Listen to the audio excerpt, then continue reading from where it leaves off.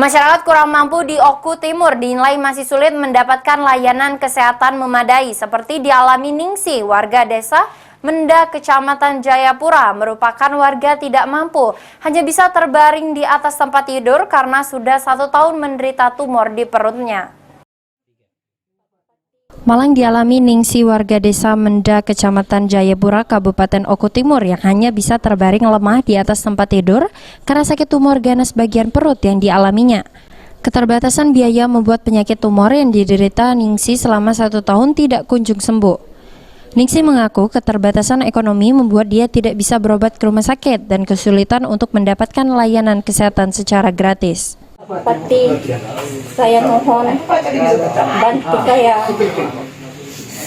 Saya sakit udah 1 tahun. Saya tidak ada bantuan dari pemerintah. Saya mohon bantulah saya.